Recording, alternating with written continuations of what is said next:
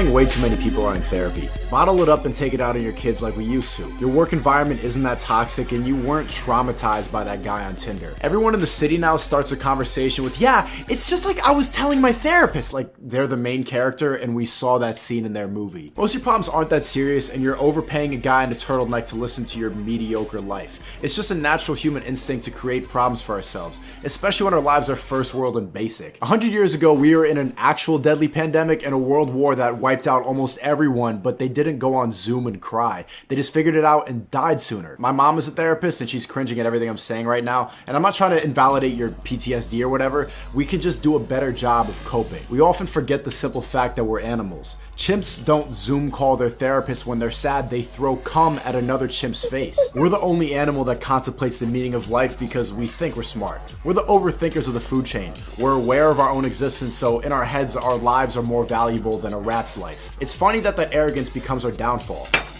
Of course, everyone has their own obstacles, but in a place like England, for example, there's a unique collective existential dread. Pink Floyd pointed it out in the song Time. Hanging on in quiet desperation is the English way. But he said it like, hanging on in quiet. You heard the song. That country has been consistently colonizing the world and romanticizing royalty for like 1,000 years. Probably the most powerful place in the last millennium. They still have a monarchy for the memories, even in the age of Instagram.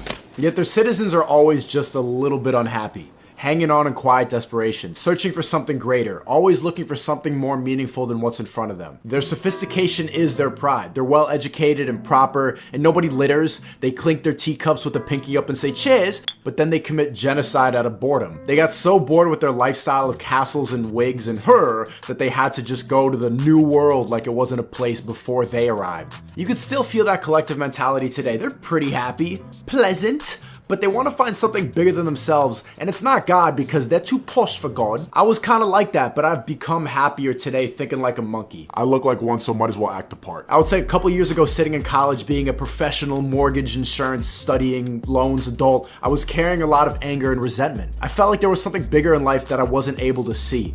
I self-diagnosed myself with depression and anxiety all that. Walking around bitter with my headphones, not listening to anything, just avoiding eye contact and secretly thinking I was better and smarter and nobody understood me. And I'm a creep.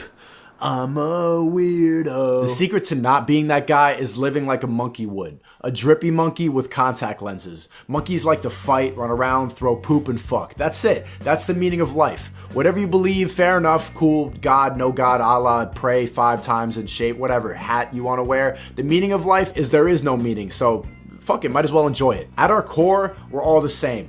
We're goofy, horny animals with smartphones. Social anxiety and fear and finances, all the hospital bills keep separating us from that basic reality. The people of England should watch more monkey documentaries is what I'm trying to say. They tell me that chasing a bag is superficial and twerking is degrading. I guess it is, but who cares? They're just words. Americans have it figured out a little more than the cunts across the sea. We express ourselves better. Yeah, we shoot each other more, but we have more fun. They think we're dumber, but we don't think about them at all. But